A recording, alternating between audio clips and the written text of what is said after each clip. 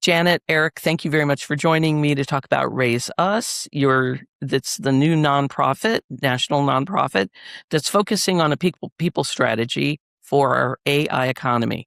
I welcome you both to the recording. Great to be Good to here. be with. So, Eric, can we start with you? You're co-chair of this new nonprofit. Tell us a little bit about what your goals are. What is the mission? Well, Raise Us is focused on three primary groups of workers, those levels of workers, those being entry-level workers just starting out in life, entering the workforce, those who are incumbent workers but need new skills. They need to upskill or reskill to stay with the company that they're with or the business, their employer, and those who have exited the workforce and who need skills to get back into a high demand, high wage career.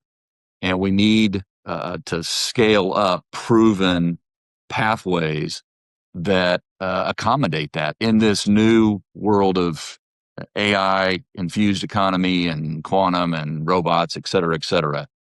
And so Raise Us formed to work with governors who have the ability to craft policy and work with their local business community for what is in demand from the business perspective.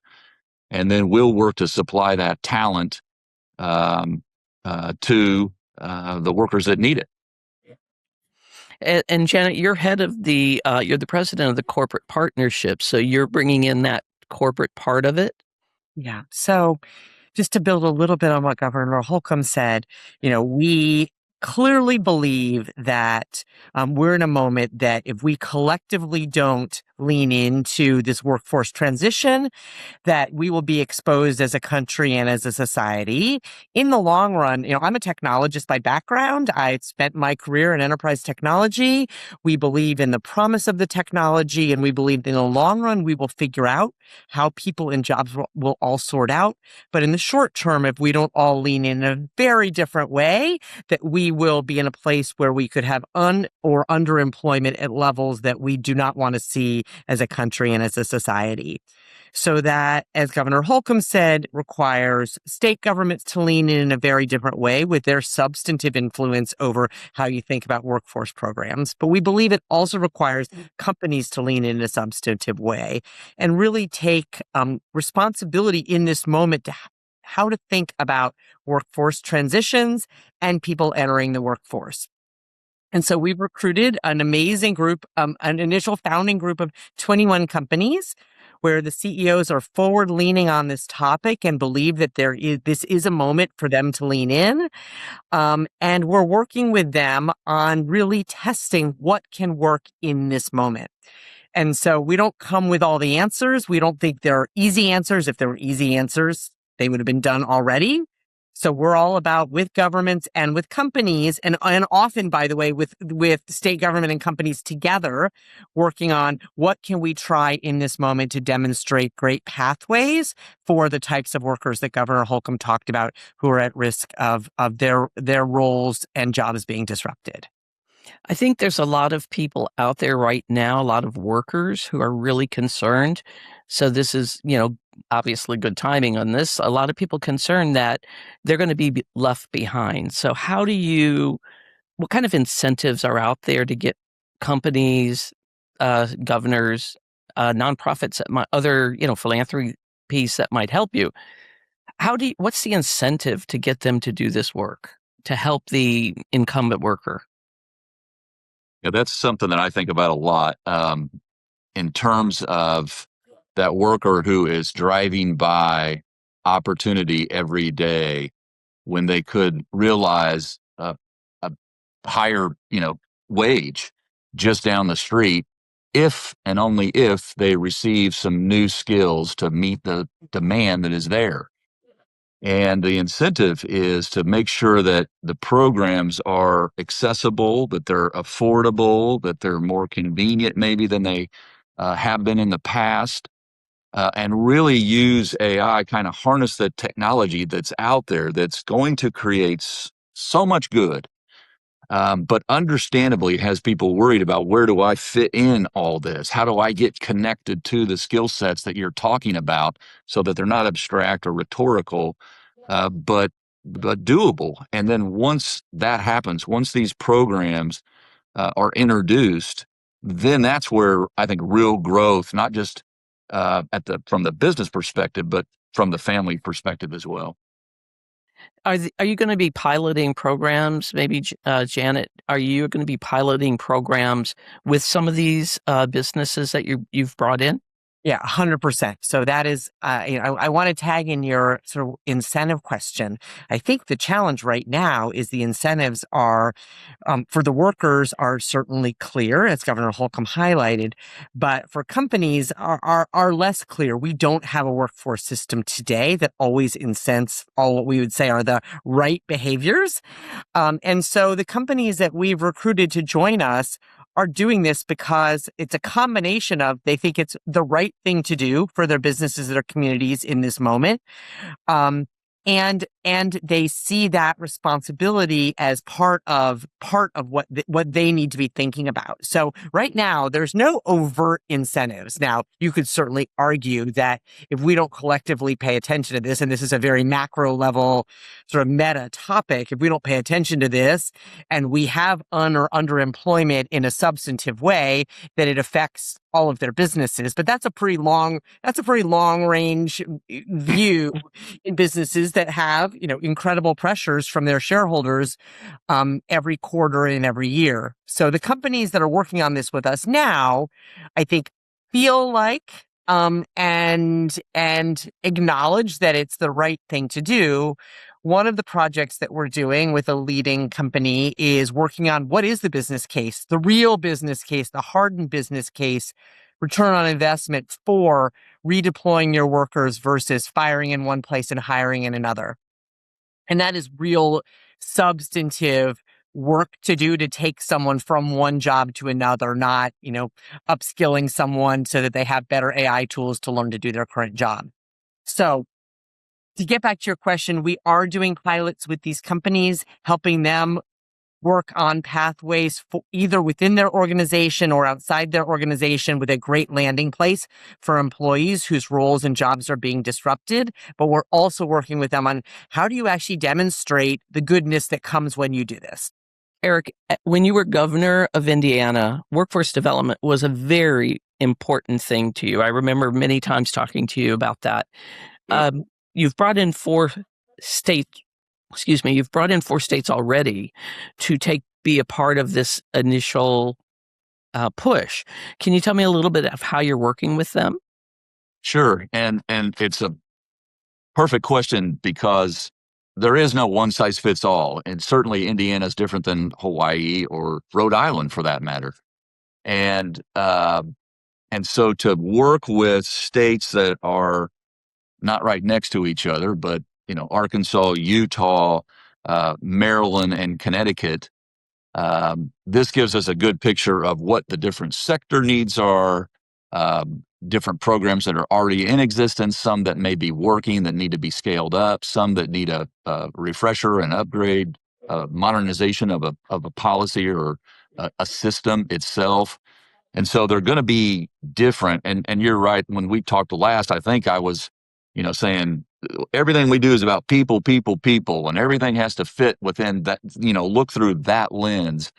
And the future of, as I said earlier, the workplace changes just as the work does. And therefore, it will have an impact on the worker. That can be good or bad. And so when you talk with folks like Governor Wes Moore, who is kind of blazing the trail down this, a service year approach to what is needed in his state, be it healthcare or education, or if you've talked to Governor Sarah Huckabee Sanders, they might need career navigator platforms that help connect people with hopefully defining their own destinies and the steps along the way.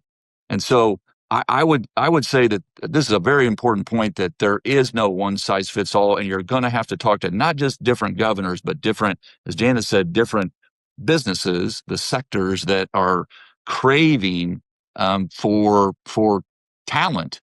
And we just all know the incentive is to grow, right? At the end of the day, it's to grow as a person, as a family, as a community, as a state, as a nation. And as our workforce grows, so will our economy, and so will opportunity for people to realize the American dream at the end of the day. I think that's an important point that you and Janet both have made, which is that there's no one size fit all. Because when we talk about AI, I think a lot of people look at it as one kind of conglomerate kind of industry talent and skills that you need. But every industry needs something a little bit different, and there's some basic skills that you need. Do you see, are you working with a variety, Janet, of different kind of corporations? Yeah, so I would say sort of two threads to that topic. One is we are absolutely working cross geography and cross industry, and within industry cross roles. So what the future of someone in a healthcare job looks like, enabled by AI, is very different than what someone in a marketing job looks like in and around the future of their role in AI. So that would be one thread, is we're absolutely looking by sector, by industry, by role. And you could think about a giant checkerboard, and how do you begin to fill in all the squares? We're, I guess, 8 weeks maybe past launch, Governor Holcomb, as of yesterday. So Yeah. we're still in the process of filling in that checkerboard. But the other thing we're focused on is jobs that are durable, that are less exposed to AI, even if they use AI. So think about the building trades, think about patient care and healthcare, think about education. All of those things most of those things can have an AI dimension to them, but are ultimately durable jobs. So we're focused both on within places where AI will disrupt, what does the next generation of job look like using AI, but also how do we think about pathways into more durable jobs? So those are sort of two threads or ways we're thinking about this work. So this AI transition's been going on, and we only really have talked a lot about it in the last couple of years. But I mean, AI has been around for a long time. A lot of automation that is just there that we don't even think about, right? A lot of things that we use. But now it's accelerated. So how do you balance this kind of urgency and this timeliness with making sure that, there's accountability, that there is, how do you measure it in such real time to make sure that what's happening now should be piloted out or, rolled out nationally? Yeah, that's where the real work happens, right? And you need good data. You need fresh data, not stale. You need in the decisions that you make on where to invest and what programs to kind of lift up or scale up, what policies need to change. And that's something that's kind of unique with Raise Us, is we're working with not just businesses and the people, the ultimate consumer or the client, and states and philanthropy. We're taking this holistic approach of how do we get aligned in purpose, because we know what's at stake. And I think you can zoom out, or zoom in rather, and say national security is at stake. The horse is out of the barn.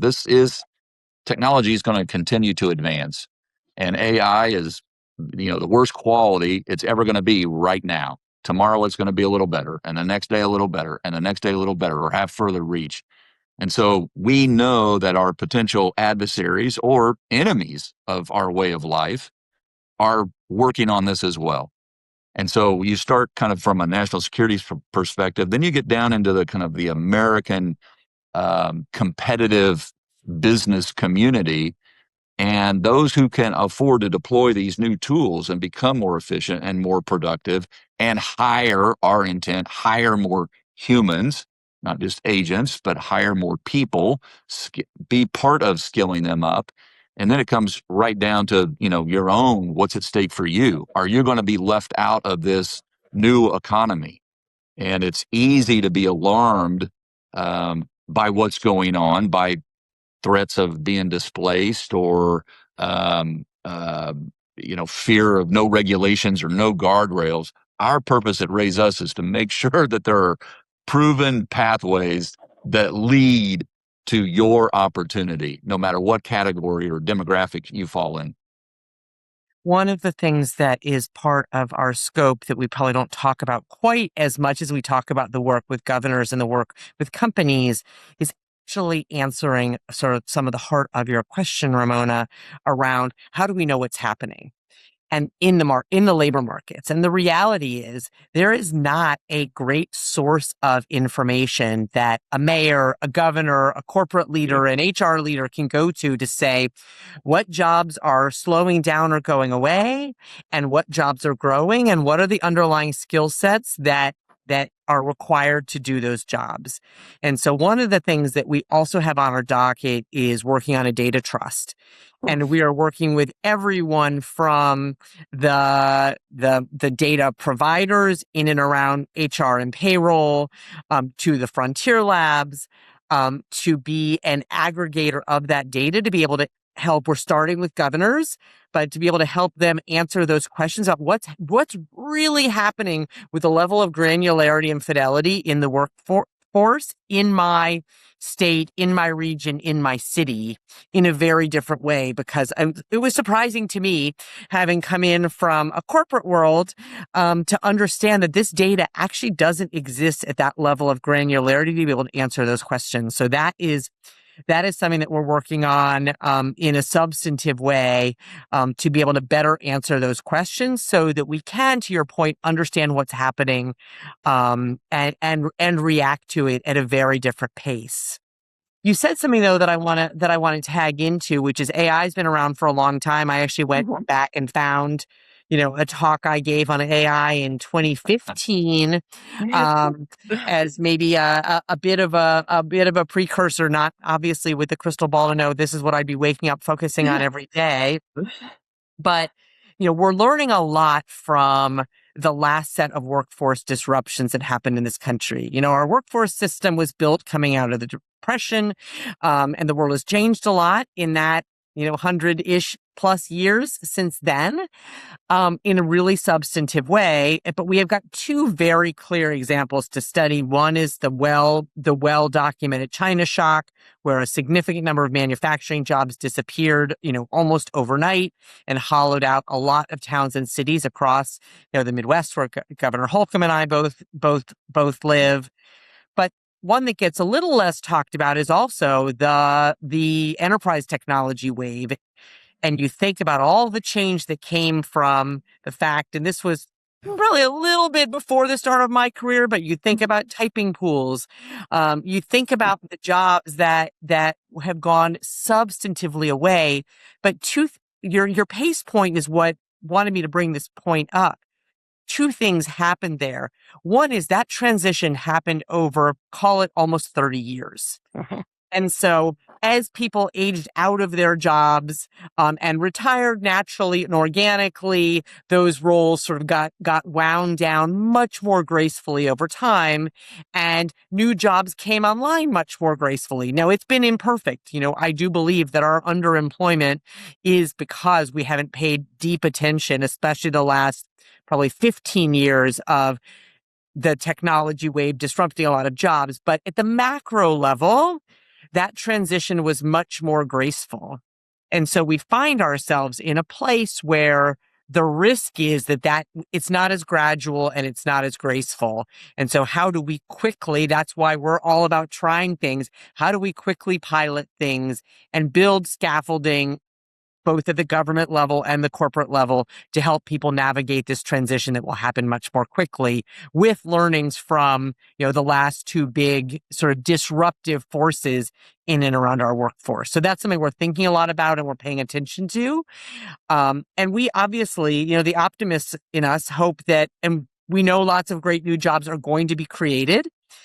And so the question is, how quickly can we help people get from those things that are going away if they're not? And by the way, the other thing I didn't mention is obviously, that workers are working longer, both for economic reasons and because people are living longer. And, those of us that have the privilege to love what we do can keep working longer, right? So compared to the last wave, where in some ways it was more organic and natural, we've got to help people make these transitions and make these pivots much more quickly. Any last thoughts on what's at stake here and what success looks like?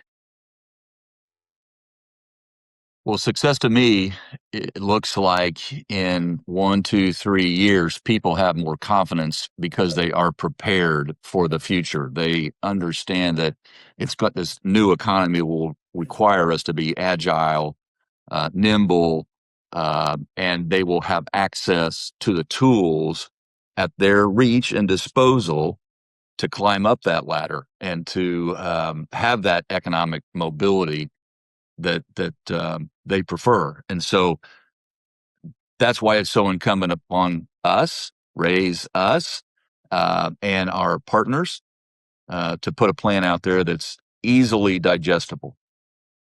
So I think Governor Holcomb said that perfectly.